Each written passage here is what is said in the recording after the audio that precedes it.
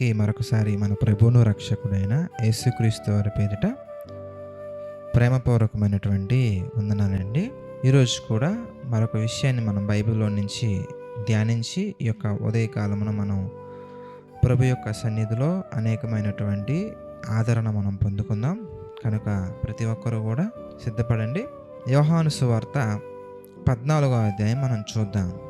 1వ వచనం కనుక మనం జాగ్రత్తగా ఈరోజు ధ్యానించినట్లయితే కనుక, మీ హృదయమును కలవరపడనీయకుడి, దేవుని యందు విశ్వాసముంచుచున్నారు, నా యందును విశ్వాసముంచుడి. అంటే మన హృదయం అనేది ఎప్పుడు కలవరపడుతుంది అనగానే విశ్వాసం అనేది లేనప్పుడు. అంటే విశ్వాసంలో కనుక మనం లేకపోతే హృదయం కలవరపడుతుంది అని దేవుని యొక్క వాక్యం మనతో ఈ యొక్క ఉదయకాల సమయమున స్పష్టంగా మనకి తెలియచేస్తూ ఉంది. అంటే మనం ఎలా విశ్వాసం కలిగి ఉండాలి, మనకి అసలు విశ్వాసం ఉందా లేదా మనకి ఎలా తెలుస్తుంది?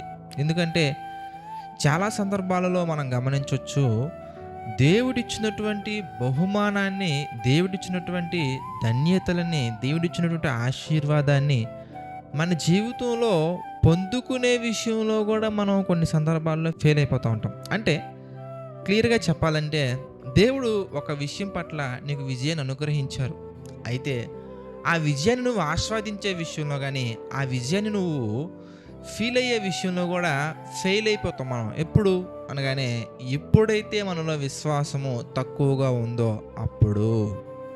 కావాలంటే మీరు మత్తయి సువార్త 17వ అధ్యాయం కనుక మీరు గమనించినట్లయితే, మత్తయి సువార్త 17వ అధ్యాయం మనం చూస్తే 19వ వచనం మనం చూద్దాం. మత్తయి సువార్త 17వ అధ్యాయం 19వ వచనం మనం చూస్తే, తరువాత శిష్యులు ఏకాంతముగా యేసునొద్దకు వచ్చి, మేము ఎందుచేత దానిని వెళ్ళగొట్టలేకపోతామని అడిగిరి.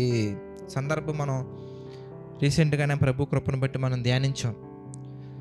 ప్రియులారా, యేసుక్రీస్తు వారికి శిష్యులకి అధికారాన్ని ఇచ్చారు, ఆశీర్వాదాన్ని ఇచ్చారు, ధన్యతనిచ్చారు. ఏంటి ఆ ధన్యత? రోగులను స్వస్థపరచుట, దెయ్యములను వెళ్ళగొట్టుట. చూసారా? అనేకమైనటువంటి సూచక క్రియలు చేయుట, అద్భుతములు చేయుట, కుష్ఠవ్యాధి వారిని శుద్ధపరచుట, కుంటివారు నడిచేలా చేయుట, స్వస్థతలు చేయుట, ఇలాంటి ఎన్నో గొప్ప విషయాలను యేసుక్రీస్తు వారు తన శిష్యులకి చేయటానికి అధికారాన్ని ఇచ్చారు. అయితే వారు చేసినట్టుగా కూడా మనం గమనించవచ్చు. లూకాసు వార్తలో మనం చూస్తాం, మత్తయి సువార్త మనం చూస్తాం. లూకాసు వార్త 10వ అధ్యాయంలో మనం గమనించినట్లయితే కనుక, లేదు మత్తయి సువార్తలో మనం గమనించినట్లయితే కనుక, వీరందరూ కూడా అనేక ప్రాంతాలకు వెళ్ళి అనేకమైనటువంటి అద్భుతాలు చేసి దేవుని యొక్క నామానికి మహిమ కలిగే విధంగా యేసు నామములో ఎన్నో చేసినట్టుగా మనం గమనించవచ్చు. అయితే ఇక్కడ ఈ సందర్భానికి వచ్చేసరికల్లా ఒక దెయ్యాన్ని వీరు వెళ్ళగొట్టలేకపోతారు. ఈరోజు నీవు కూడా my dear brothers and sisters, మన విజయం అనేది అంచెలంచెలుగా ముందుకెళ్తూ ఉంది. కానీ ఒక చిన్న విషయంలో ఫెయిల్ అయిపోతున్నామా? ఒక చిన్న విషయాన్ని మనం జరిగించే విషయంలో ఫెయిల్ అయిపోతూ ఉంటాం. కానీ మన చరిత్ర ఒకసారి మనం చూసుకుంటే, మన బ్యాక్గ్రౌండ్ ఒకసారి మనం చూసుకుంటే, మనం సాధించినటువంటి విజయాలు ఒకసారి మనం చూసుకుంటే చాలా గొప్పవిగా, ఉన్నతమైనవిగా ఉంటాయి. అంత గొప్ప చరిత్ర కలిగినటువంటి మనం, అంత గొప్ప విషయాలను మనం సాధించినటువంటి మనం, అంత గొప్ప విశ్వాసం కలిగినటువంటి మనం ఇక్కడెందుకు చేయలేకపోతున్నాము? ఒకసారి ఆలోచించండి. ఎందుకు మనం చేయలేకపోతున్నాం అనగానే అదే ప్రశ్న యేసుక్రీస్తు వారిని తన శిష్యులు అడుగుతున్నారు. అయ్యా, మేమెందుకు వెళ్ళగొట్టలేకపోయాం ప్రభువా అనగానే యేసుక్రీస్తు సమాధానం మనం చూస్తే 20వ వచనం మనం చూద్దామండి. 19వ వచనం, తర్వాత శిష్యులు ఏకాంతముగా యేసునొద్దకు వచ్చి, మేమెందుచేత దానిని వెళ్ళగొట్టలేకపోతామని అడిగిరి. అందుకైనా మీ అల్ప విశ్వాసము చేతనే. మీకు ఆవగింజంత విశ్వాసం ఉండిన యెడల ఈ కొండను చూచి ఇక్కడ నుండి అక్కడికి పొమ్మనగానే అది పోవును, మీకు అసాధ్యమైనది ఏది ఉండదని నిశ్చయముగా మీతో చెప్పుచున్నానని వారితో చెప్పాను. ఆమేన్. ప్రియులారా, దేవుడు మన జీవితాలలో అనేకమైనటువంటి గొప్ప గొప్ప విజయాలు సాధించడానికి అనుమతినిచ్చారు. అయితే మనం ఎందుకు చేయలేకపోతున్నాం అనగానే మనలో ఉన్నటువంటి అల్ప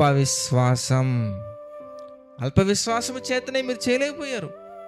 ఒకప్పుడు చేశారు కదంటే ఒకప్పుడు మీకు విశ్వాసం ఉంది, ఇప్పుడేమైపోయింది ప్రభువా? విశ్వాసము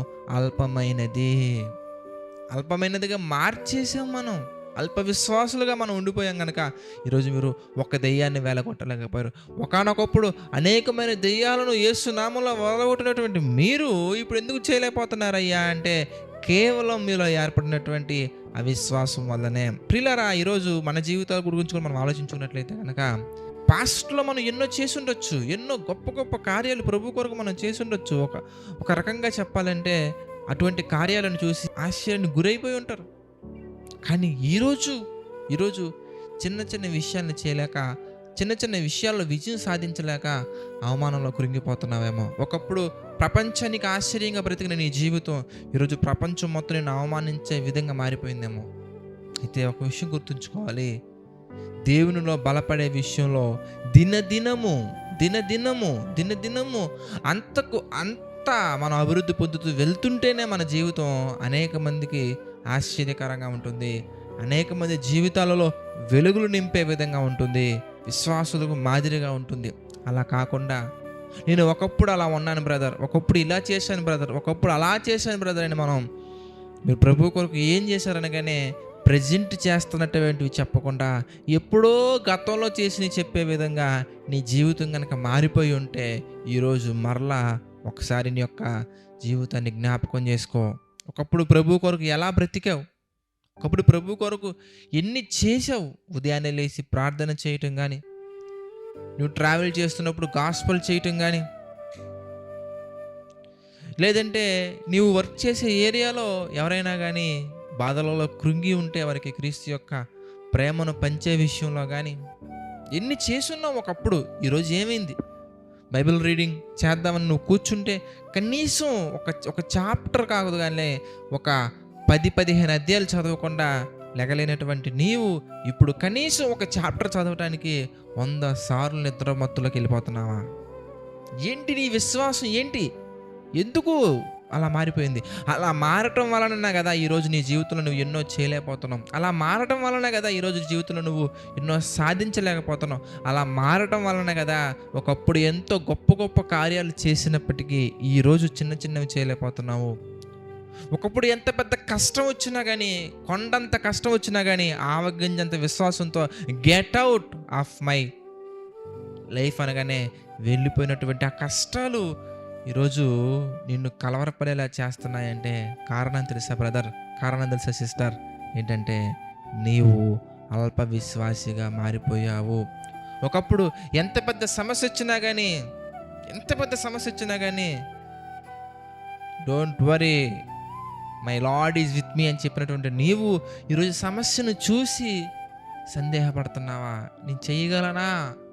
ఒకప్పుడు నా దేవుడు చేస్తారు, నా దేవుడు నా జీవితంలో చేశారు, చేస్తున్నారు, చేసి చూపిస్తారు అని సమస్యల మీద నువ్వు పోరాటం చేసినటువంటి నీవు నీ జీవితంలో వచ్చే ప్రతి సమస్యతోటి విశ్వాసంతో దేవుని మీద ఆధారపడి వెళ్ళినటువంటి నీవు ఈరోజు నేను చెయ్యగలనా అని దేవుణ్ణి పక్కన పెట్టి నేను చేయగలనా అని నువ్వు ఆలోచించుకుంటున్నావంటే అది చాలా బాధాకరమైనటువంటిది. ఎప్పుడైనా ఒక విషయం గుర్తుంచుకోండి, మన శరీరములో ఉన్నటువంటి తల వెంట్రుకలలో ఉన్నటువంటి ఒక వెంట్రుక రంగైనను మార్చలేం మనం. అలాంటిది మన జీవితంలో వచ్చే సమస్యల మీద మనం పోరాటం చేయగలమంటారా? చేయలేం. దేవుడు మన పక్షాన ఉన్నప్పుడు మాత్రమే మనం ఏదైనా చేయగలం. దేవుడు మన పక్షాన ఉన్నప్పుడు మాత్రమే ఎన్ని విజయాలైనా మనం సాధించగలం. దేవుడు మనతో ఉంటేనే ఏదైనా మనం సాధించగలం. అదే బ్రదర్, దేవుడు లేనటువంటి వాళ్ళు కూడా చేస్తున్నారు కదా బ్రదర్ అంటే అవి విజయాలు కాదు. విజయం అంటే గెలుపు మాత్రమే కాదు, గెలుపు ప్లస్ ఆనందం ప్లస్ సంతృప్తి ప్లస్ దేవుని యొక్క చిత్త ప్రకారం నడుచుకుంటూ అనేక మందిని నడిపించడం, ఇవన్నీ కలిస్తేనే విజయం అంటారండి. అంతేగాని ₹1,00,00,000 పెట్టి బిల్డింగ్ కట్టుకొని లోపల భయంగా నిద్రపోవటం కాదు. గుడిసెలో నిద్రించిన గుండె నిండా ఆనందంతో నిద్రపోవటమే నిజమైన విజయం. కోటీశ్వరుడుగా బ్రతుకుతూ ఓ పెద్ద బిల్డింగ్లో బతికినా కానీ హృదయంతో కలవరంతో నిండుకుంటే అది విజయం ఎలా అవుతుందండి? బెంజి కారులో వెళ్ళిన బ్రతుకు బాగాలేకపోతే అది విజయం ఎలా అవుతుంది బ్రదర్? అది విజయం ఎలా అవుతుంది సిస్టర్? సైకిల్ మీద వెళ్ళిన సంతృప్తి కలిగి జీవించటమే నిజమైన విజయం. అలాంటి సంతృప్తి, అలాంటి విశ్రాంతికరమైనటువంటి జీవితం మనకు రావాలంటే దేవుని మీద మనం ఆధారపడుతూ వెళ్ళాలి. విశ్వాసంలో మనం ఉండాలి, ఎప్పుడు పరీక్షించుకుంటూ ఉండాలి. కనుక హృదయం ఎప్పుడు కలవరం చెందుతుంది ఎందుకనగానే విశ్వాసం లేనప్పుడు మాత్రమే. కనుక my dear brothers and sisters, ఒకసారి చెక్ చేసుకోండి, మనం ఎందుకు చేయలేకపోతున్నాం అనగానే అనేకమైన కారణాలలో ముఖ్యమైనటువంటిది మొదటి కారణం ఏంటంటే మనలో విశ్వాసము తక్కువగా ఉండటం వలన. మరి విశ్వాసం ఎలా వస్తుంది బ్రదర్ అంటే రోమీయులకు రాసినటువంటి పత్రిక 10వ అధ్యాయం మనం చూద్దామండి. 17వ వచనంలో మనకు ఒక మాట మనకు కనబడుతుంది. అదేంటంటే వినుట వలన విశ్వాసము కలుగును, కాగా వినుట వలన విశ్వాసము కలుగును, వినుట క్రీస్తుని గురించినటువంటి మాటల వలన కలుగును. నిరంతరం దేవుని యొక్క వాక్యాన్ని వినండి, నిరంతరం దేవుని యొక్క వాక్యాన్ని చదవండి, నిరంతరం దేవుని యొక్క వాక్యాన్ని ధ్యానించండి, అనేకమైన దీవెనలు పొందుకోండి. ప్రార్థన చేసుకుందామని ప్రతి ఒక్కరు తలలో వంచి ప్రార్థనలో ఏకీభవించవలసిందిగా ప్రభుపేట మనం చేస్తున్నాను. ప్రార్థన. సకల ఆశీర్వాదములకు కారణభూతుడమైన తండ్రి, మహాపరిశుద్ధుర, మహోన్నతుడ, అనేకమైన విషయాలు మా జీవితంలో జరిగించారు. అందును బట్టి మీకే మహిమ, ఘనత, ప్రభావాలు చెల్లించుకున్నాం తండ్రి. దేవా, ఆర్థిక, ఆరోగ్య, మానసిక సమస్యల్లో కృంగిన వారి నిమిత్తం ప్రార్థిస్తున్నాను తండ్రి. ప్రభా, జ్ఞాపకం చేసుకోండి తండ్రి, దీవించండి తండ్రి. ప్రతి ఒక్కరికి మీ కృప తోడుగా ఉంచి నడిపించండి దేవా. తండ్రి, ఏ విషయాలతో వారు కృంగి ఉన్నారో తండ్రి, కృంగిన వారి హృదయాన్ని మా తండ్రి మీ కృపలో స్థిరంగా నిలబెట్టండి, బలపరచండి, దీవించండి, ఆశీర్వదించండి తండ్రి. ప్రభువా తండ్రి, ఈ యొక్క పరిచర్యకు తండ్రి మీ యొక్క ప్రేమతో వెళ్తున్నటువంటి ఈ యొక్క జేసీ చర్చ్ అనే పరిచర్యకు తండ్రి, ఎంతమంది అయితే ప్రేమపూర్వకంగా వారి యొక్క కానుకలను అందించి తండ్రి ఆర్థికంగా ఈ యొక్క పరిచర్య ముందుకు వెళ్ళడానికి సహకారంగా నిలబడుతున్న ప్రతి ఒక్కరిని తండ్రి మీరు పేరు పేరున జ్ఞాపకం చేసుకోండి, దీవించండి తండ్రి. అదేవిధంగా ప్రభువా, ఎంతమంది అయితే తండ్రి ఈ యొక్క పరిచర్య నిమిత్తం తండ్రి ప్రార్థిస్తున్నారో వారిని కూడా మీరు ప్రత్యేకించి జ్ఞాపకం చేసుకోండి ప్రభువా. ప్రతి ఒక్కరికి మీ కృప తోడుగా ఉంచి నడిపించండి, సహాయం చేయండి తండ్రి. అదేవిధంగా తండ్రి, నమ్మకంగా యథార్థంగా పరిచర్య చేస్తున్న ప్రతి ఒక్కరి కుటుంబాన్ని, వారి పరిచర్యను, మినిస్ట్రీని మీరు దీవించండి, ఆశీర్వదించండి, బలపరచండి తండ్రి. మీ చిత్తమైతే మరొకసారి మీ అందరం మరలా కలుసుకుని ధన్యతను అందించండి తండ్రి. ప్రభువా, ఎవరైతే తండ్రి ఈ యొక్క పరిచర్యలో ప్రభువా సంపూర్ణ సేవకు వస్తున్నారు తండ్రి, వారందరినీ మీరు జ్ఞాపకం చేసుకోండి. ఈ యొక్క పరిచర్య వేగంగా మీ మీద ఆధారపడి మీ అందరం విశ్వాసం కలిగి ముందుకు తీసుకెళ్ళటకు మాకు సహాయం చేయండి తండ్రి. తండ్రి, సమస్త మహిమ, ఘనత, ప్రభావాలు మరొకసారి మీకే చెల్లించుకుంటూ ఈ పరిచర్యలో కొద్దుగా ఉన్న వాటిని తండ్రి మీ చిత్త ప్రకారంగా తీర్చమని ప్రాధేయపడుతూ ప్రార్థిస్తూ మా ప్రభువును రక్షకుడైనటువంటి యేసుక్రీస్తు వారి పేరటి ప్రార్థన అడిగి పెట్టుకునిచున్నాము తండ్రి. ఆమేన్. అందరికీ మన ప్రభువును రక్షకుడైనటువంటి యేసుక్రీస్తు వారి పేరట మరొకసారి ప్రేమపూర్వకమైనటువంటి వందనాలు. God bless you all.